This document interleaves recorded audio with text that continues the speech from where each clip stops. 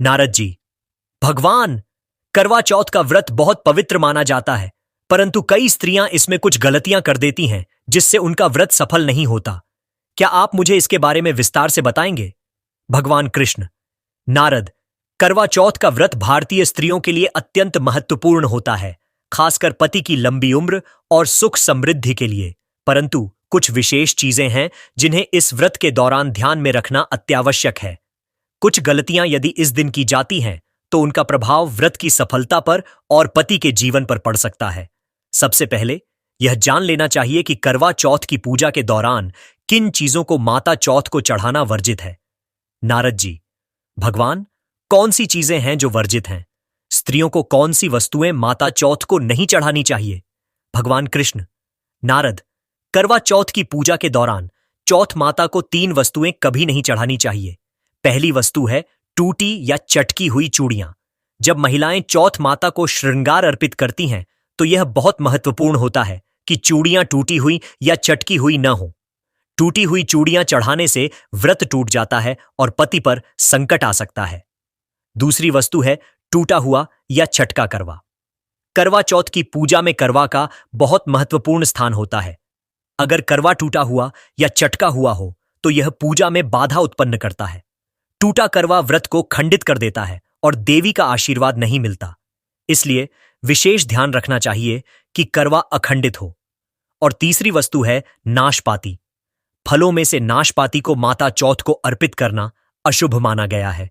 इसके स्थान पर पंचरंग के फल अर्पित करना श्रेष्ठ होता है। नारद जी, भगवान, क्या और भी कुछ खास बातें हैं जिन्हें करवा चौथ के व्रत के दौरान ध्यान में रखना चाहिए? भगवान कृष्ण, हाँ नारद, करवा चौथ का व्रत पति पत्नी के प्रेम और आपसी विश्वास का प्रतीक है। इसलिए इस व्रत में नकारात्मक भावनाओं का कोई स्थान नहीं होना चाहिए। अगर कोई महिला अपने पति से नाराज रहती है, उनसे द्वेष करती है, तो उसे यह व्रत नहीं रखना चाहिए। यह व्रत नफरत का नहीं, बल्कि प्रेम और समर्पण का है। इसके अलावा महिलाओं को करवा चौथ के दिन काले और सफेद रंग के वस्त्र पहनने से बचना चाहिए। सफेद रंग विधवा होने का प्रतीक माना जाता है और काले रंग का संबंध शनि से होता है, जो शुभ नहीं होता। इसलिए लाल, पीला या गुलाबी जैसे शुभ रंग पहनने चाहिए। लाल और पीला रंग माता चौथ को बहुत प्रिय होता है और वे प्रसन्न होकर वरदान देती हैं। नारद जी, भगवान, आपने यह बहुत अच्छी जानकारी दी, परंतु अगर किसी महिला को मासिक धर्म हो जाए, तो वह इस व्रत को कैसे करे? भगवान कृष्ण, यह एक महत्वपूर्ण प्रश्न है नारद। यदि किसी महिला को मासिक धर्म आ जाए, तो वह पूजा में भाग ले सकती है, परंतु उसे ईश्वर की प्रतिमा को छूने से बचना चाहिए। वह घर के किसी अन्य सदस्य से पूजा करवा सकती है, जैसे अपने पति से। मासिक धर्म के दौरान भी व्रत रखा जा सकता है, परंतु प्रतिमा का स्पर्श नहीं करना चाहिए। नारद जी, और गर्भवती महिलाएं, क्या वे भी करवा चौथ का व्रत रख सकती हैं? भगवान कृष्ण, हाँ, गर्भवती महिलाएं भी करवा चौथ का व्रत रख सकती है, परंतु उन्हें अपने स्वास्थ्य का ध्यान रखना चाहिए। डॉक्टर से परामर्श लेने के बाद ही व्रत रखना चाहिए। यदि कोई स्वास्थ्य समस्या हो, तो उन्हें उपवास करने की आवश्यकता नहीं होती। नारद जी, ये जानकारी बेहद महत्वपूर्ण है।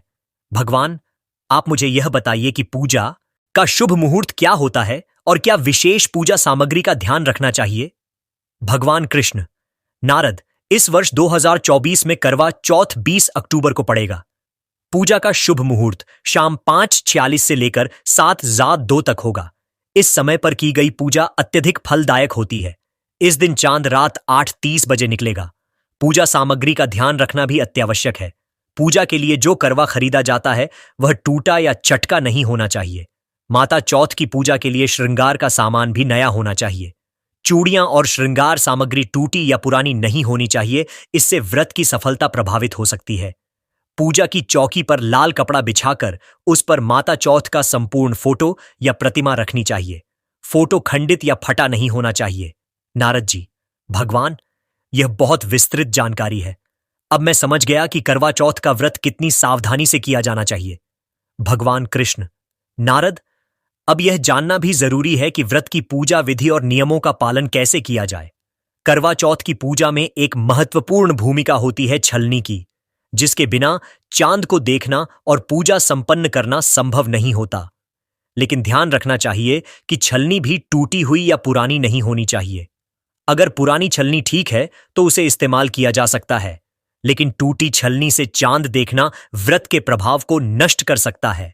इसके अलावा पूजा के दौरान मिठाइयों और फलों का भी बहुत ध्यान रखना होता है। माता चौथ को अर्पित की जाने वाली मिठाइयां पंच रंगों की होनी चाहिए, जो शुभ मानी जाती हैं। विशेष ध्यान रखें कि पूजा में अर्पित किए जाने वाले फल साफ और ताजे हों। खास तौर पर नाशपाती जैसे फल माता को नहीं चढ़ाने चाहिए, क्योंकि इसे अशुभ माना गया है। नारद जी, भगवान, क्या पूजा में उपयोग किए जाने वाले चावल का भी कोई विशेष महत्व है? भगवान कृष्ण, हाँ नारद, करवा चौथ की पूजा में जो चावल अर्पित किए जाते हैं वे बाजार से खरीदे गए पूरे, साफ और सफेद चावल होने चाहिए। टूटे हुए चावल माता चौथ को अर्पित करने से व्रत खंडित हो सकता है और पूजा का फल नहीं मिलता। इसलिए यह सुनिश्चित करें कि पूजा सामग्री में टूटे या अशुद्ध चावल न हो। इसके अलावा जब नारियल चढ़ाया जाए तो वह भी पानी वाला नारियल होना चाहिए। इसे बहुत शुभ माना जाता है। नारद जी, भगवान, क्या पूजा स्थल और वहां का वातावरण भी कोई प्रभाव डालता है? भगवान कृष्ण, बिल्कुल नारद, करवा चौथ की पूजा के दौरान पूजा स्थल की शुद्धता और सफाई का विशेष ध्यान रखना चाहिए। पूजा स्थल पर झाड़ू, पोछा, जूते चप्पल नहीं होने चाहिए। अगर पूजा स्थल गंदा हो या वहां जूते चप्पल पड़े हों तो व्रत का पवित्र प्रभाव नष्ट हो जाता है। यह भी ध्यान रखना चाहिए कि पूजा स्थल पर पूजा सामग्री और चौथ माता की चौकी को लाल कपड़े से सजाया जाए। इससे माता प्रसन्न होती हैं और वरदान देती हैं। नारद जी, भगवान, करवा चौथ की पूजा की कथा का भी महत्व होता है। क्या व्रत करने वाली स्त्रियों को कथा अवश्य सुननी चाहिए? भगवान कृष्ण, हां नारद, करवा चौथ की पूजा में कथा सुनना या पढ़ना अत्यंत महत्वपूर्ण है। पूजा के दौरान कथा सुनने से व्रत का पूरा फल मिलता है और चौथ माता प्रसन्न होती हैं। जब महिलाएं करवा चौथ की पूजा करती हैं तो वे अपने हाथ में थोड़े चावल लेकर कथा सुनती हैं और यह प्रक्रिया व्रत को सफल बनाती है। नारद जी, भगवान, व्रत के दौरान भोजन के प्रति संयम रखना कितना आवश्यक है? भगवान कृष्ण, नारद, व्रत का सबसे प्रमुख तत्व है संयम। जब तक चांद नहीं निकलता और पूजा संपन्न नहीं हो जाती, तब तक मन और शरीर को पवित्र बनाए रखना आवश्यक है। भोजन की लालसा को नियंत्रित रखना चाहिए, क्योंकि व्रत का महत्व तप और संयम में है। भोजन की तैयारी करते समय कैंची, सुई या चाकू का उपयोग भी व्रत के दौरान नहीं करना चाहिए। जब व्रत समाप्त होता है तो पहले सास या ननद को भोजन की थाली दी जाती है, जिसमें थोड़ी सी दक्षिणा भी रखी जाती है। आशीर्वाद लेने के बाद ही भोजन ग्रहण करना चाहिए और इसे पति के साथ करना सर्वोत्तम माना जाता है।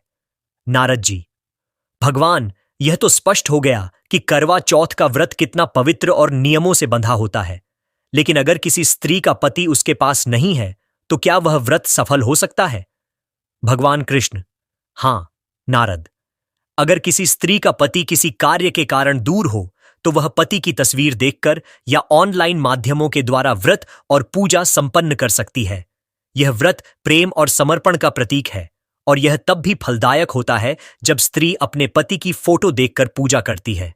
नारद जी, भगवान, आपने बहुत सुंदर और स्पष्ट रूप से करवा चौथ के महत्व और नियमों को समझाया। अब कोई भी स्त्री यदि आपकी बातों का पालन करेगी तो उसका व्रत निश्चित ही सफल होगा। भगवान कृष्ण, बिल्कुल नारद, करवा चौथ का व्रत स्त्रियों के जीवन में सुख और समृद्धि लाता है, बशर्ते कि वे व्रत को पूर्ण श्रद्धा और सही विधि से करें। इस व्रत के माध्यम से वे अपने पति के जीवन को सुखमय और सुरक्षित बना सकती हैं। अब तुम इन बातों को जाकर अन्य लोगों तक पहुंचाओ ताकि सभी को इसका सही मार्गदर्शन मिल सके। नारद जी, जय श्री कृष्ण। अवश्य, मैं आपकी इस दिव्य ज्ञान को सभी स्त्रियों तक पहुंचाऊंगा ताकि वे करवा चौथ का व्रत सही विधि से कर सकें और माता चौथ का आशीर्वाद प्राप्त कर सकें। नारद जी भगवान कृष्ण के चरणों में प्रणाम करते हुए विदा लेते हैं। अंत में भगवान कृष्ण नारद को समझाते हैं कि करवा चौथ के व्रत को कैसे सही तरीके से किया जाना चाहिए। उनके द्वारा दी गई जानकारी से नारद जी यह समझ जाते हैं कि पूजा के दौरान किन गलतियों से बचना चाहिए और व्रत के नियमों का पालन कैसे किया जाना चाहिए। भगवान कृष्ण के आशीर्वाद से नारद जी इस ज्ञान को प्रसारित करने का निश्चय करते हैं।